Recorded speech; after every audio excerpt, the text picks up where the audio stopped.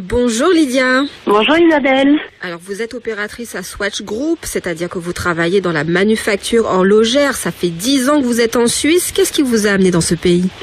Alors en fait, je suis tombée sur le seul Suisse qui se trouvait en Martinique.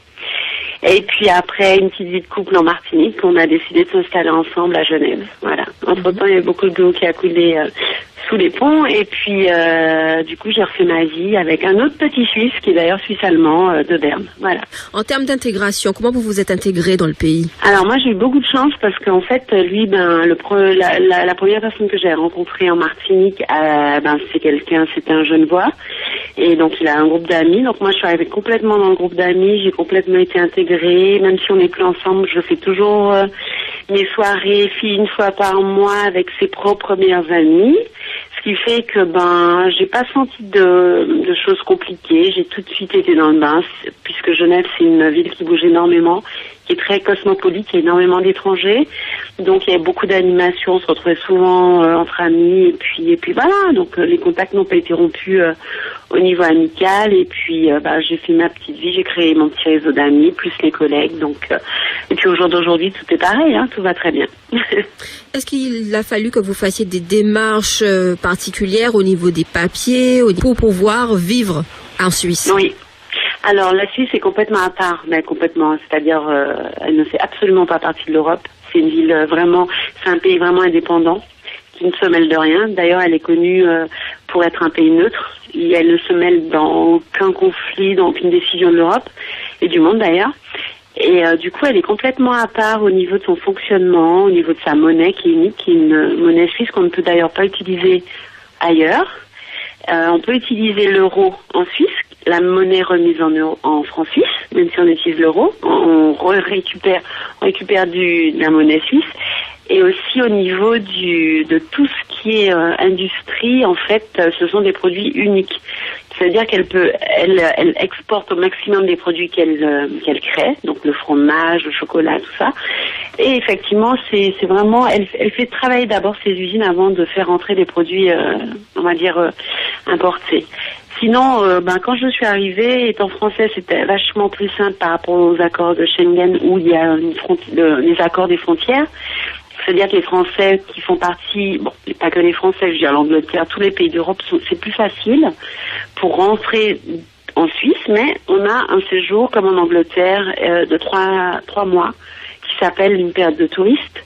Et au bout de ces 3 mois, si on n'a pas on se déclare, on doit se déclarer au contrôle de l'habitant.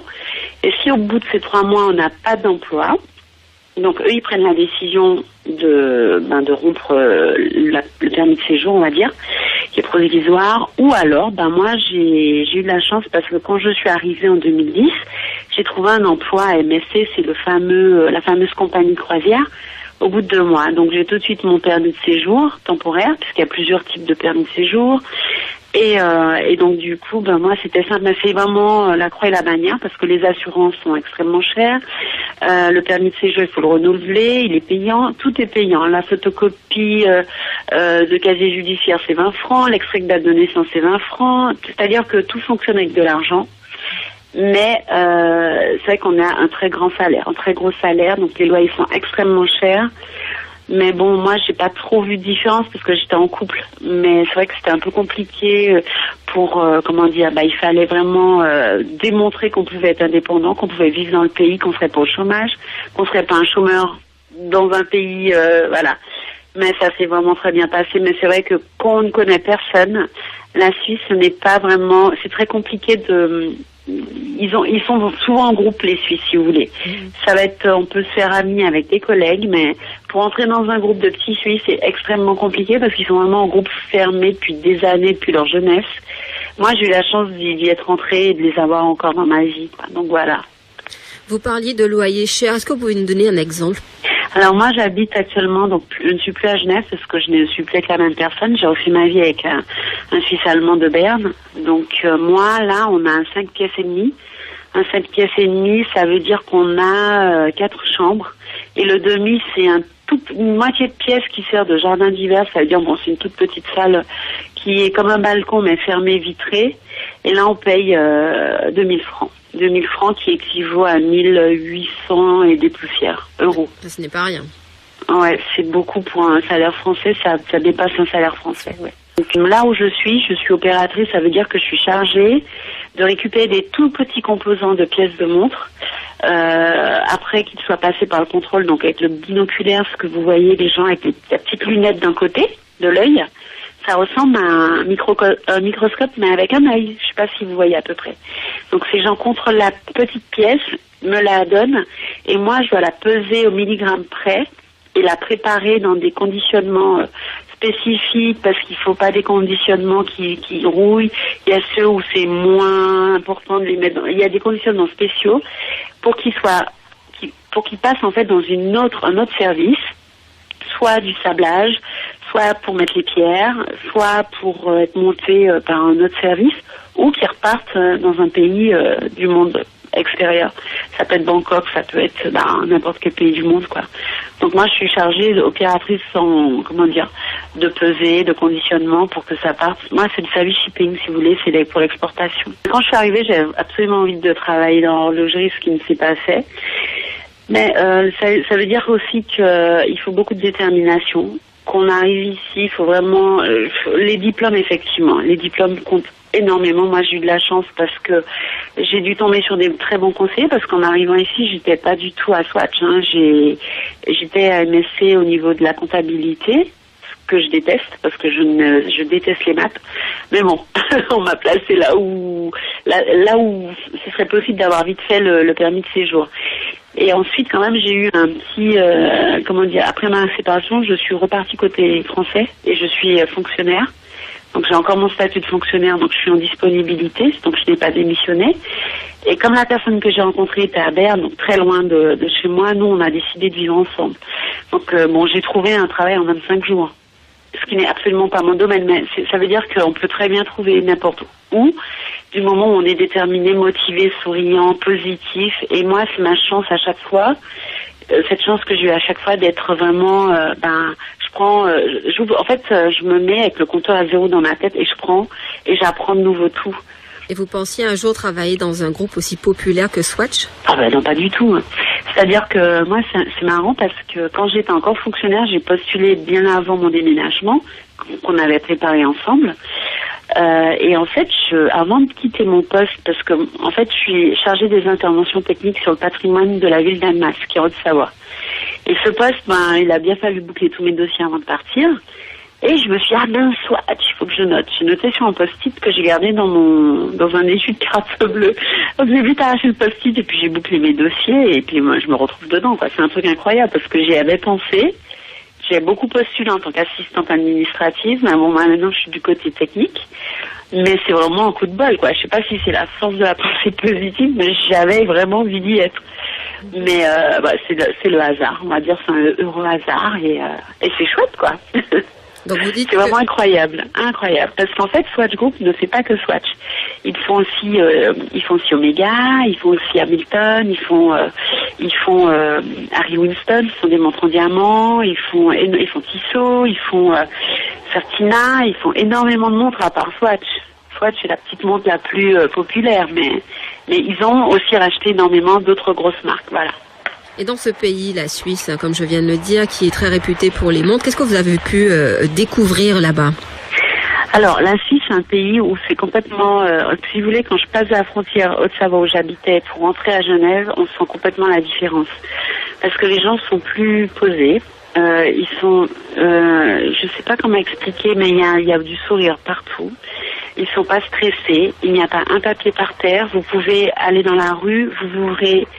le distributeur de journaux, vous le soulevez, vous prenez votre journal, vous mettez la pièce. En Martinique, c'est pas possible, hein. De laisser les journaux comme ça en pleine rue, un lit de service. Moi, j'étais énormément surprise du respect qu'ils ont des autres. Bien sûr, il n'y a pas une crotte de chien, il n'y a pas une cigarette. Les gens, ils sont... moi, j'ai peut-être beaucoup de chance. Peut-être qu'une autre personne n'aura pas cette vision des choses, mais moi, j'adore la Suisse parce que c'est un pays où on est posé, on se sent vraiment, en paix. Voilà, c'est vraiment un pays où on est en paix. Je n'ai jamais ressenti ne serait-ce que quelques secondes, une marque de racisme. J'irais pas dire parce que je suis pas très noire ou j'ai pas d'accent, mais c'est-à-dire que quand on va vers les gens, j'ai toujours eu le sourire et puis pas d'appréhension, quoi. Donc c'est un pays où on peut être très bien accepté comme on peut ne pas être accepté. Après, je pense que tout démarre de nous, quoi. Parce que c'est vrai que je vais toujours vers les gens avec le sourire. Et bon, moi, là, par exemple, mes deux belles-mères, la première était allemande et la deuxième est suisse-allemande. C'est pas évident de rentrer comme ça dans une famille et pourtant du première vue, elles m'ont toutes les deux prises dans les bras. Donc, je pense que tout démarre de nous pour que tout se passe bien dans un pays qui n'est pas le nôtre, quoi. Quelles sont les choses à faire absolument en Suisse? Alors moi, je vous conseillerais Genève, qui est très loin de chez moi, c'est à 1h30 quand même. Genève qui est très très jolie à visiter. Il y a la vieille ville, bien sûr le jet d'eau de Genève. C'est le plus grand du monde. Le jet d'eau, alors le jet d'eau, l'histoire du jet d'eau, c'est en fait un hommage à un pays arabe. Ça représente un puits de pétrole, un geyser. Enfin, vous voyez, quand vous trouvez du pétrole, ça pète, quoi. Le jet d'eau a été construit par rapport à un honneur à un pays, je ne sais plus lequel, parce qu'on me l'a raconté il y a très longtemps, l'honneur d'un pays arabe, et en honneur de ce pays, puisqu'il y avait une très bonne relation entre la Suisse et ce pays, mais ils ont construit le jet d'eau qui représente un puits de pétrole. Voilà. Alors, c'est vrai que c'est très beau. Après, il y a plein de petits endroits à visiter, comme les vieilles villes. Neuchâtel, c'est partie d'une des plus belles villes.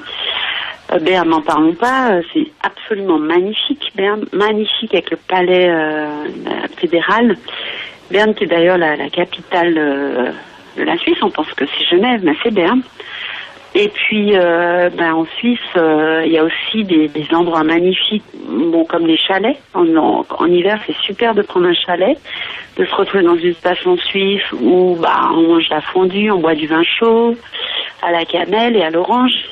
Voilà, il y a plein d'endroits chouettes, mais il y a tellement de choses à faire différentes, mais je sais que Genève, pour un Martiniquais, ce serait le top, vraiment. Vraiment top. Mais j'ai des amis aussi de Guadeloupe qui étaient là, qui étaient de passage en France, qui sont venus me voir. Et c'est vrai qu'ils adorent, quoi. Ils adorent la Suisse.